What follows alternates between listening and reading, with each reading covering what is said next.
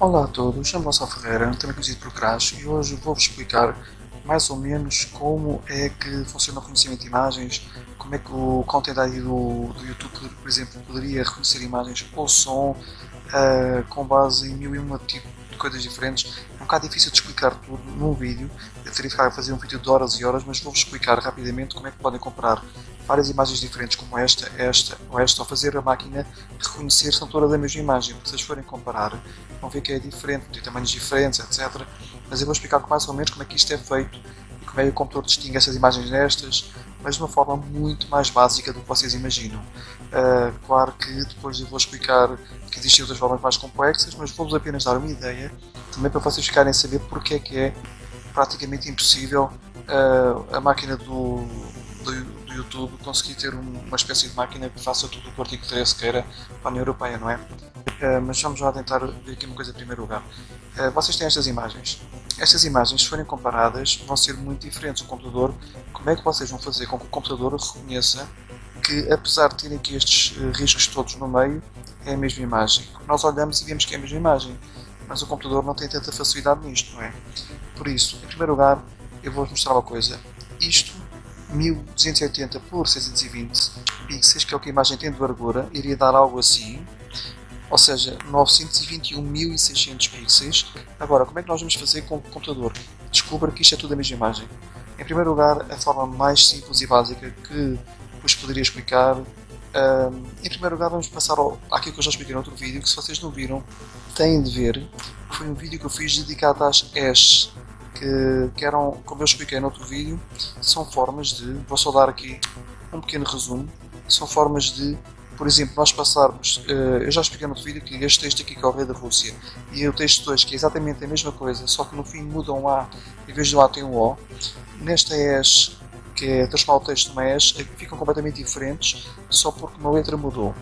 Mas, nesta aqui em baixo, vocês vão ver que fica quase igual. Se vocês virem bem, isto é tudo exatamente igual, tirando esta letra que em vez de J aparece um R, ou seja, trocando o A por um O, muda apenas o J por um R, mas de resto fica tudo igual. Estão a perceber? Tal como eu expliquei no outro vídeo, eu aconselho-vos a ver, que vai aparecer aqui no canto do ecrã. Tanto uma hash pode ser criptográfica, ou seja, transformar, basta uma coisinha de nada alterar no texto para ela mudar radicalmente, que é o chamado efeito avalanche que eu expliquei nesse outro vídeo. Como vocês podem ter hashes não criptográficas, que são mais de continuidade, que a continuidade é precisar ser uma falha nas hashes para passwords, é muito boa para comparações. E neste caso o texto é enorme, vocês podem colher um texto enorme numa hash mais pequena, que pode ser deste tamanho ou ainda mais pequena, e se vocês virem só muda aqui, o J passa para R, mas é a mesma coisa, ou seja, a hash, já vos expliquei no outro vídeo, que é como que uma forma de encolher texto, passar um texto para uma coisa que o represente, muito mais pequena, pode ser codificado ou não. Eu vou agora minimizar aqui e por isso vocês vão pensar então da mesma maneira que nós passamos texto para hashes mais pequenas, que podem ser usadas em comparações, porque tal como vos expliquei, nós podemos passar texto como passwords para hashes completamente distintas, não têm nada a ver, e que duas palavras ou dois textos muito iguais, que só mudam uma coisinha de nada, dão hashes radicalmente diferentes, que é bom para passwords. Nós também temos hashes de continuidade, são hashes que transformamos um texto enorme, mas só tem uma coisinha de diferença, numa hash que é quase igual à outra, mas só muda uma coisinha de nada, ou seja, são hashes que, tal como os textos são muito similares, elas também são muito similares. E se os textos forem muito diferentes, elas serão muito diferentes. E isto é bom para fazer pesquisas. Porquê? Porque, enquanto que as hashes criptográficas que eu vos mostrei aqui, que vocês veem que numa hash criptográfica do A passa para o O muda radicalmente, ou seja, isto muda para algo que não tem nada a ver, ou isto muda para algo que não tem nada a ver, estão a ver? Uma hash de continuidade, este texto enorme passa para uma coisa mais pequena, mas só muda o J para R, ou seja, fica muito similar. Isto não pode ser usado em comparações, se vocês querem encontrar numa base de dados um texto enorme,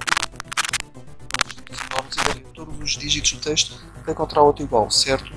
Vocês vão comparar hashes, mas não são hashes destas, porque vocês vão comparar este com este, se fossem hashes destas, vocês iam pensar que são radicalmente diferentes os textos, porque as hashes são radicalmente diferentes. Por isso não podemos usar este tipo de hash para comparações, mas estas já podemos, só que serão mais pequenas do que esta aqui, ou seja, nós podemos ter textos gigantescos, até textos de milhares de páginas, em hashes muito mais pequenas. Este texto aqui está resumido neste texto aqui, estão a ver, e o JMUDAPR quer dizer que se nós pesquisarmos na base de dados coisas parecidas com esta, vamos encontrar esta, ou seja, vamos descobrir que igual a este texto existe outro, ok? E nas imagens, vocês vão pensar, vamos a fazer uma hash disto, só que assim, uma hash disto, tal como eu vos expliquei, teria 921.600 pixels, de valores possíveis que são os 900 e tal mil pixels, ok? E o que acontece? Isto era muita coisa para comparar, vocês não vão comparar uma imagem 921.600 de uma imagem de valores com 921.600 de valores de outra, não é? E também nem se vão dar ao trabalho, para dizer a verdade, de comparar, de transformar uma hash de 921.000 num filme de 90 minutos com 60 segundos cada minuto e com 30 frames por segundo, numa hash mais pequena, para depois comparar as hashes. Porque isto é uma imagem muito grande. Porque, tal como eu estou aqui a explicar numa pequena apresentação que fiz, cada segundo é composto, neste caso, por 24 frames, 6 vezes 4, 24, mas os filmes normalmente no YouTube costumam ter 30 frames, ou seja, 30 imagens por segundo. São essas imagens todas juntas, que ao passar muito rápido nos dão a noção de movimento. E isto nos jogos de computador são chamados de frames. Aqui podemos ver um jogo que está a correr a uns 200 frames por segundo, ou algo assim, nem me lembro, 160 e tal. Agora, nós podemos pensar então. Agora, em primeiro lugar, temos de explicar porque é que eu tenho de vos ensinar a comparar a imagem inteira de uma vez e não pixel a pixel, e porque é que temos de transformar a imagem inteira numa coisa muito mais fácil. Porque, em primeiro lugar, imagine que nós temos um filme. O Google tem, alguém manda para um filme inteiro, um filme de 90 minutos. Cada um destes minutos tem 60 segundos. Cada um destes segundos tem, por sua vez, 30 frames, que o YouTube costuma trabalhar com 30 frames por segundo. Okay? Quer dizer que cada filme teria 162 mil imagens, ou seja, que era 30 imagens por segundo, 60 a 90 minutos, pronto, 60 segundos por minuto. Agora, imagine que o Google vai ter que comparar isto com 1 milhão de filmes que existem na base de dados, e filmes, tipo, todo tipo de filmes do cinema, e 1 milhão de filmes não é assim tanto como vocês possam pensar, existem mais, mas pronto, vamos lá. Cada filme que eu tenha de comparar, se for um filme de 90 minutos, terá também 162 mil imagens, e notem que isto é um número muito por baixo. Na realidade, os filmes costumam ter uma média superior aos 90 minutos. Pronto. Ou seja, comparar 162 mil imagens, cada uma delas com 162 mil imagens do outro filme, dava 26 mil milhões de comparações de imagens entre os dois filmes, ok? Agora, lembrem-se, não é só sobre um filme. Imaginem que é só 1 milhão de filmes, que na realidade existem mais. Teriam de ser feitas, neste caso, 26 mil milhões de comparações. Ou seja, todas as imagens do vosso filme serem comparadas com todas as imagens de perto de 1 milhão de filmes que existem nas bases de dados, ok? E agora notem que isto não é tudo, as coisas são muito mais complexas ainda do que vocês podem querer nisto, por uma razão simples. Porque lembrem-se que, imagina que esta calculadora é o vosso ecrã, ok? O filme pode ocupar o ecrã inteiro, só comparar o ecrã inteiro com outros ecrãs inteiros de outros filmes, não é? Mas imagina que no vosso filme, no vosso vídeo, o ecrã ocupa só esta parte do ecrã. Estão a ver esta parte aqui? Esta parte onde está o mostrador, só aqui que é mostrado o filme. Nesse caso, o YouTube, depois não encontrando nada, teria de discutir vários padrões dentro do vosso vídeo, por exemplo, retângulos onde pudesse passar um filme, e depois comparar esses padrões com os tais filmes todos. Ou seja, imagina que ele descobre aqui um padrão, outro aqui descobre 5 padrões no meio do vídeo. Ele teria que repetir este processo outra vez, 5 vezes. Imagina que ele faz isto 5 vezes por vídeo. Já daria 131 mil milhões de comparações, ok? Mas vamos já dividir isto por 5 porque vocês já estão a perceber que estas 26 mil milhões de comparações ainda vai ter mais trabalho porque por cada vídeo podem existir várias partes do vídeo com outro filme, ou seja, podem estar a passar um filme aqui num quadradinho separado e sem ver este autor e o YouTube tem de apanhar, ou seja, este processo é ainda mais demorado, gigantescamente mais demorado para descobrir tudo e mais alguma coisa que possa existir nesse vídeo. Para além dos vídeos, não nos podemos esquecer de outra coisa. O YouTube tem também, não só de comparar a imagem inteira do ecrã, ou seja, 162 mil, não é? Por 56 milhões de imagens, por exemplo. A comparação, 52 mil milhões é muito pouco. No fundo, o YouTube teria de comparar depois com sei lá, centenas de milhões de imagens que existem na base de dados, ou seja, imagens copyrighted, Disney, sei lá, todo o tipo de coisas, seja copyrighted, ou seja, contanto que os filmes, sei lá, é muita coisa, ou seja, além de fazer este trabalhão todo enorme, porque aqui vem 26 mil milhões de milhões de comparações com os filmes todos, teria que repetir isto por cada bocadinho do ecrã que ele detectasse qualquer coisa, e além disso, teria que repetir este processo todo por não sei quantos milhões de imagens que estejam copyrighted, e depois de fazer isso, tem que repetir esse processo todo de imagens com bocadinhos do ecrã onde possa existir uma imagem. Aqui no ecrã pode estar uma gaivota a passar, eu posso lá ter posto um pato Ronaldo e pronto, era copyrighted e o YouTube queria de apanhar, se não era necessário. E depois, além de comparar estes filmes todos, estas imagens todas, teria que comparar o som todos, ou seja, teria de andar a ver todo o som, a ver tudo e mais alguma coisa que pudesse lá estar posto no música e copyrighted, etc. O que, já estão a ver que isto é tudo impossível, para não falar que se hoje em dia é impossível que o YouTube consiga descobrir nas legendas automáticas do que nós falamos, imaginem como é que alguma vez eu iria conseguir descobrir o que a gente fala, se nós nos entendemos uns aos outros, quanto mais o YouTube, já viram? Ou seja, é completamente impossível catar tudo que é filmes, vídeos e até sons, etc. Até porque eu posso estar a falar lá, a recitar uma obra do Harry Potter, por exemplo, em voz, e o YouTube teria de apanhar, ou seja, é completamente impossível. E devido a ser tão impossível fazer isto, que é o que os europeus querem que se faça, e é mesmo impossível que se consiga, apesar de ser impossível, o YouTube faz os possíveis para filtrar alguma coisa e usa certos mecanismos, que é aquilo que eu vos vou explicar, que é, para esses mecanismos funcionarem, e primeiro eu expliquei-vos tudo o que é que são as hashes, e agora vou-vos explicar como é que se transforma uma imagem numa hash, para que nós não tenhamos de comparar as imagens todas, há muito trabalho, mas assim, uma hash, ou seja, nós reduzimos as imagens a hash, comparamos hashes com outras hashes, outros filmes, etc., e depois arranjamos mecanismos mais tarde para reduzir ainda mais o trabalho, ok? Por isso sejam atentos ao resto do vídeo que eu vou explicar isto. E não posso esquecer de explicar uma coisa. Eu vou-vos ensinar como reduzir a imagem a uma simples hash por uma razão muito simples. Porque, em primeiro lugar, imaginem que um filme tem uma resolução de 1280 por 720 e o outro tem uma resolução de 300 por 400. Como é que eu iria comparar? Não podia ser pixel a pixel. Ou seja, as imagens têm que ser reduzidas, em primeiro lugar, ao mesmo tamanho.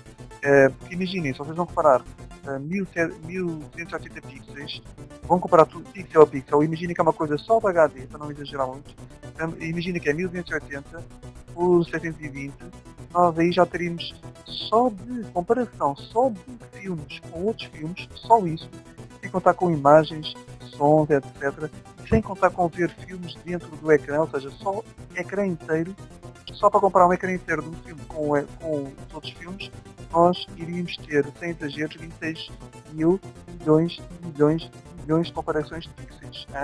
Agora imagina, 26 mil milhões de comparações de pixels, e repetir isto tudo várias vezes por vários bocadinhos do ecrã, e repetir isto tudo por imagens de ecrã inteiro, imagens de ecrã inteiro, som, ok? Por isso, em primeiro lugar, nós temos de perceber que nós temos de, em primeiro lugar, reduzir a resolução, ou seja, nós temos de encurtar os pixels, ou seja, em vez de compararmos 172 mil pixels em cada ecrã, vamos comparar só uma única hash que vai ser reduzida a um X número de letras, e isso já vai ajudar bastante a reduzir a comparação e o peso do processador. Depois o resto já falaremos. Milhões vezes milhões, opa, coitado do YouTube, não é? Por isso, isto não pode ser feito assim. O YouTube tem de, em primeiro lugar, simplificar isto, antes de criar uma hash. Agora, como é que nós vamos simplificar isto? E vamos dar uma maneira muito simples de como é que isto é feito. Em primeiro lugar, uma maneira muito simples que já temos para fazer, ou seja, que deixamos que isto faça o trabalho todo por nós, é a coisa mais simples do mundo, que é, vou-vos mostrar, é transformar isto em 8 bytes.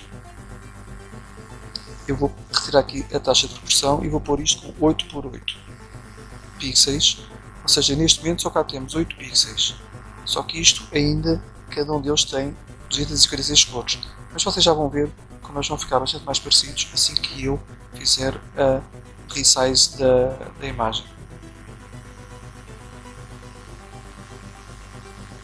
Agora vamos aqui buscar a outra e vamos fazer a tal conversão disto para 8 bytes de largura por 8 de altura, ou seja, dá 64 bytes no total, e cada um desses bytes, como tem 8 bits, tem 256 cores possíveis. Isto é só se só tivermos 256 cores. Esta aqui é a imagem que é completamente distinta para a gente fazer comparações. E o que acontece? Depois de fazermos isto, vamos ter as imagens e vocês vão ver que se vê nitidamente que esta imagem é muito distante destas. Estão a ver? Estas são muito parecidas, esta é muito diferente, ok? são parecidas umas com as outras. Agora, como é que a gente vai transformar isto em números? Em primeiro lugar, isto não chega, nós temos de converter isto agora para... preto e branco, ok? Convertemos isto a preto e branco e só depois, estão a ver esta que é completamente diferente. Se forem ver os riscos já foram todos absorvidos nesta interpolação. Deve dar coisa mais ou menos parecida. Esta já está muito parecida com esta, estão a ver? Depois de terem a imagem transformada, vocês vão gravá-la. É importante referir que o computador faz isto tudo sozinho, ou seja, mesmo aqui nesta linguagem PHP, eu podia pôr a imagem em preto e branco e reduzir-lhe o tamanho e depois fazer as conversões todas que queria fazer para números. Eu poderia fazer isto tudo em programa e os programas, os algoritmos que procuram Content ID, etc., fazem isso tudo automaticamente. Eu só vou fazer isto aqui à mão para vocês verem como é que isto é feito, porque isto é tudo feito automaticamente. E vamos ficar na nossa pasta com coisas deste género. Ou seja, vamos ter aqui a tal imagem número 1, mas aqui com 104 bytes, ou seja, 8 por 8, aqui 256, ou seja, 16 por 16, e aqui 1024 bytes, ou seja, 32 por 32. Podem ver, por exemplo, eu vou-vos mostrar só como é que são estas duas, que em vez de ter 8 por 8 de largura, vão ter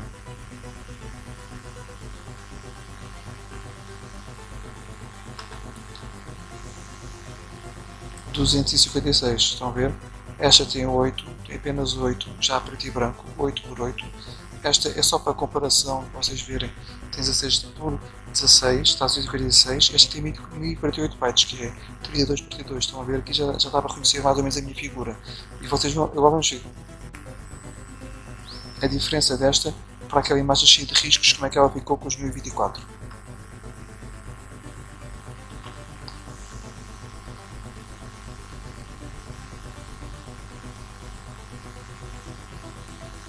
E se vocês olharem vão ver que ela aqui, esta imagem está bem e esta imagem já nota-se aqui um riscozinho, estão a ver? Nota-se alguns riscos. Mas quando vocês a reduziram para os 8, ou seja, em vez de terem 32 por 32 terem só 8, os riscos desapareceram completamente, viram? Porque os riscos foram absorvidos, porque ele, já fiz outro vídeo sobre isto, que é a interpolação. Ele na interpolação, ele vai, ao reduzir os pixels, vai aproximar mais a uma média de cores, ou seja, estas médias de cores, como aqui é tudo branco à volta e isto aqui é escuro, ele vai criar um quadrado maior, mas se calhar com uma cor um bocadinho mais escura do que esta. Só que esta cor já é muito pouco distinta destas cores iniciais que nós temos aqui, estão a ver? Enquanto aqui vocês podem olhar e têm 3 cores mais ou menos iguais, estão a ver aqui as 3, vocês olham para aqui e vão ver que a do meio está um bocadinho escura. Porquê? Porque era este risco na absorção, na transformação destes pixels em cada um destes pixels, aliás, 4 pixels destes num só, eles são absorvidos com média de cores, o branco escuro dá uma coisinha um bocadinho mais escura. E isto já torna as imagens muito mais parecidas. O computador com isto consegue ver que esta imagem é mais ou menos a mesma. E notem uma coisa muito importante, esta redução para um número fixo de pixels torna esta comparação, ou seja, torna a pirataria resistente a, por exemplo, stretchings, a esticar de imagens, ou seja, vocês podem encolher o filme para metade da largura com a mesma altura, ou pôr o dobro ou o triplo da largura com a mesma altura, mesmo assim irão ser reconhecidos. Porquê? Porque se forem convertidos para o mesmo tamanho, no fim esta média vai setar e a imagem até pode ser 10 vezes mais larga e a mesma altura e ele vai detectar que é a mesma imagem. Porquê? Porque é resistente a estes tipos de esticares, porque é tudo dividido para o mesmo tamanho. Como podem ver é muito diferente esta imagem é muito diferente. Agora, como é que nós passamos isto para números? Assim, há vários métodos. Isto aqui que nós fizemos pode-se chamar de uma fingerprint da imagem, ou seja, uma impressão digital da imagem. Nós transformamos a imagem nisto. Isto é uma impressão digital, um fingerprinting da imagem.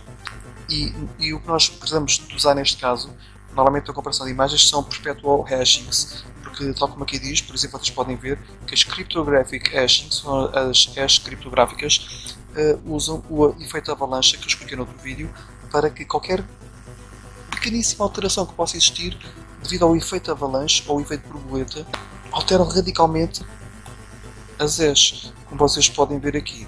Ou seja, este texto enorme mudou uma letra, muda radicalmente, ok? E o que nós queremos são aquelas hashes que eu falei que não muda quase nada, são as perpetual hashings e elas são muito boas. Podem vir aqui para encontrar coisas equivalentes ou muito parecidas nos casos de copyright infringement, ou seja, violações de copyright, ou até forensica digital, ou seja, descobrir impressões digitais, descobrir coisas nos discos rígidos, etc., dados perdidos. Porquê? Porque eles permitem uma relação de hashes que são muito semelhantes com, por exemplo, marcas que tenham uma marca de água diferente. E vocês podem se recordar que eu, se andar para trás, o que eu tinha aqui nesta imagem são esta imagem original, e nestas imagens que eu andei a alterar são imagens muito parecidas, mas que têm uma marca d'água ao em terem riscos, ou seja, isto tem não só uma marca d'água, como tem vários riscos em cima. E nestes casos nós precisamos das tais hashes, ou seja, transformar isto numa coisa que seja muito parecida. Agora, nós temos já a imagem. Eu gravei a imagem e vamos a um site que eu vos vou mostrar, porque assim, eu poderia ter criado este algoritmo para vos mostrar, mas não vale a pena, porque seria uma perda de tempo, está a criar isto nada. Agora vamos já ver. Aquelas imagens que eu criei, vocês podem ver que tenho aqui a imagem 1 em 64, que é 8x8, e nós vamos agora converter. O que é que este programa está a fazer? Há vários tipos de conversão destes bytes em números numéricos. Agora, cada um daqueles pixels, imaginemos que tem 64 cores diferentes, por exemplo, ou imaginemos que tem 256 cores de cinzento diferentes, o que vocês quiserem, tons diferentes. O que acontece, o que normalmente se faz, que é a maneira mais fácil, é usar a média, ou seja, acha-se a média total de todos estes 64 valores, só que aqui está uns e zeros, ok? Mas normalmente acha-se a média total de todos os 64 valores e, por exemplo, imaginemos que a média total destas cores, por exemplo, imaginemos que esta aqui é o 3 de 0 a 256, deve ser para aí um 20. Este aqui já é um 220, 256, pronto. Deixando a média toda, imaginemos que a média dá um valor de 180, ou seja, de 0 a 256. 180, eu ia dizer 120, que é a mais clara do que escura. Temos esse valor 120. Agora imaginemos que nesse valor 120 vamos pôr um 1 sempre que sobe dos 120, ou seja, sempre que fica mais clara, e pomos um 0, sempre fica mais escuro, ou seja, sempre fica abaixo da média dos 120. Poderia dar algo assim. Por isso eu tenho aqui uma opção para inverter, ou seja, branco 0, black 1. E é isso que o programa faz. Ele transforma isto nesta espécie de impressão de uns e zeros. Que eu coloquei aqui num programa, estão a ver? Eu fiz aqui um programa que não vale a pena explicar-vos, eu fiz agora à pressa, não vale a pena explicar-vos o que é que isto faz, mas por exemplo, vocês têm aqui que a imagem número 1 de 8x8 dá isto, 10, 10, 1000. Eu por acaso não tinha convertido ainda, estava a ver uma imagem enorme, que eu agora ao ver o código é que eu me lembrei, devia ter 8x8. Agora quando eu cliquei em converter, é que ele está a converter imagens, estão a ver? 10, 10, 1000, aqui é 11, 11, e depois é 111, 111, 111, ou seja, está a ver 10, 10, 1000, 11, 11, 111, 111, 111. Isto é a imagem 1. Depois fiz isto à imagem 2, fiz isto à imagem 3, e até vos mostrar, só para vocês terem certeza, que a imagem 3 com 104, apesar de a cor variar um bocado, ser bastante mais escura, vocês vão ver que o resultado vai dar o mesmo. Eu devo dizer-vos uma coisa, eu não sei bem qual é o método que eles estão a usar aqui. Eu acho que este método que está a ser usado aqui é o método da média, ou seja, achamos o valor médio de todos os valores, de todas as cores deste pixel de 0 a 46, achamos o valor médio disto e sempre está acima da média. Pomos um 1 e abaixo está um 0 ou vice-versa, está aqui a inversão. Eu carreguei aqui, já cliquei e vocês vão ver que aparece a mesma coisa, 10, 10, 1000, 11, 11, 111, 111, 111, ou seja, os riscos foram todos ignorados, porque apesar de vocês verem que esta imagem estava ligeiramente diferente da original, tinha aqui os três mais claros e este um bocadinho mais escuro. Como este um bocadinho mais escuro está abaixo do valor da média, está tudo o mesmo valor, ok? Está tudo os zeros. Isto é uma maneira de funcionar. Esta maneira, que é a das médias, dá mais origem, é muito mais rápida, mas dá mais origem a falsos positivos, ou seja, um bocadinho mais de imagens que são um bocadinho distintas poderem ser iguais, porque se nós estamos a reduzir a 8x8, convém mesmo que isto seja muito parecido, e médias pode dar muitas imagens diferentes, não tem a ver assim umas com as outras, não é? Podem dar a mesma coisa. Há métodos melhores, há o método da diferença, por exemplo, em que em vez de ele pôr 1 ou 0 mediante está acima ou abaixo da média de tudo, ele faz um cálculo da diferença da cor de um pixel em relação à diferença do mesmo node frame, etc. Ou seja, a diferença de um pixel para o outro. Ou seja, este método que usamos é super rápido e dá para criar hashes e dá para compará-los no fim, é bom. Enquanto que o que eu falei, por exemplo, das diferenças é muito melhor comparar duas imagens para ter mesmo a certeza que elas são mesmo iguais, para evitar falsos positivos, só que já não será tão rápido e bom para se criar depois então hashes para comparar numa base de dados, ou seja, cada coisa tem a sua utilidade. Uma poderá servir para detecção inicial e a outra para confirmação, por exemplo, ou seja, há muitos tipos de operações. Esta é a mais rápida de todas, há a diferença e há mil e uma outras. Pronto, eu neste caso só vos dar um exemplo de como é que as coisas são feitas. A partir do momento em que nós temos isto aqui, eu criei um programa na altura, que vocês podem ver, e as três imagens estão aqui. Quando é 16 ficam assim. Eu já agora vou-vos mostrar a conversão para 16, só para vocês verem que são iguais. Só são muito parecidas. A 256. Vamos converter.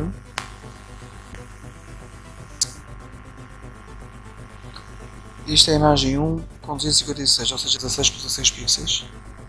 E agora vamos achar a imagem 2. Aliás, a imagem 3. Convertemos e vamos ver se a diferença é muita. Estou aqui a ver o vídeo da Vimeo e se a YouTube saísse da Europa eu tinha de usar o Vimeo para dar as minhas lições e isso, porque eu não estou aqui por dinheiro, é mais por dar lições e isso. Vamos ver aqui. Estão a ver a diferença? Vamos agora fazer aqui um paste disto. Paste, agora Ctrl Z, Ctrl Y. Estou a alterar constantemente, estão a ver? Há poucas diferenças. Podemos reparar que aqui onde está o rato passa de 0 para 1. Querem ver? Estão a ver? Há muito poucas diferenças. Por exemplo, nós podemos ver que aqui passou de 0 para 1 e de 1 para 0. Ou seja, há pequeníssimas diferenças. É o tal risco que vocês viram há bocado, que ficou aqui um bocadinho mais escuro. E agora vamos ver como é que elas suportam em comparações. Bem, e de momento no primeiro vídeo. Este primeiro vídeo foi só para vos mostrar como é que se reduzem imagens a algo mais simples para poder ser comparado ou pesquisado. Porquê? Porque, tal como eu expliquei neste vídeo, nós não podemos estar a comparar milhões de pixels com milhões de pixels e nunca mais tínhamos de ir. Por isso, tem de haver uma maneira mais simples de transformar imagens, por muito grandes que sejam, em algo mais simplificado para poder ser pesquisado esse algo, a se encontrar coisas que possam ser comparadas. E, caso se encontre alguma coisa, nós aí poderíamos usar outros algoritmos. Dei o exemplo de um, mas há muitos. Um algoritmo que eu dei foi o da diferença. Há muitos algoritmos. Podemos usar um outro algoritmo para comparar as imagens mais a fundo, para ter mesmo a certeza se aquilo é um falso positivo ou não. Ou seja, ou se será falso sinal, ou se é mesmo uma imagem comparativa. Pronto, neste caso, o que aprendemos neste vídeo foi como se reduzem imagens a coisas muito pequenas, a assinaturas muito pequenas que podem ser pesquisadas, comparadas, etc. de forma muito rápida e poupando CPU, e uma maneira de comparar, por exemplo, imagens já com mais certezas que gaste mais CPU. Isto foi só a primeira lição. Esta primeira lição, vocês ficaram com a ideia de que, no fundo, os computadores tratam as coisas mais uns e zeros do que vocês imaginavam, ou seja, não é tanto pelos pixels e pixels, com os olhos como nós fazemos, mas transformando essas imagens em pedaços de informação mais pequenos e alterando, pesquisando, etc. Agora, no próximo vídeo, eu irei mostrar-vos como é feita a comparação de imagens, exemplos de algoritmos, etc. E talvez haja um terceiro vídeo com outras coisas, logo se vê, ok? É claro que o mecanismo do YouTube, esqueci de dizer, será muito mais complicado do que isto, porque assim, se eu tivesse a fazer um para o YouTube, eu não faria isto numa hora, faria isto, se calhar levava um ano a fazer ou mais,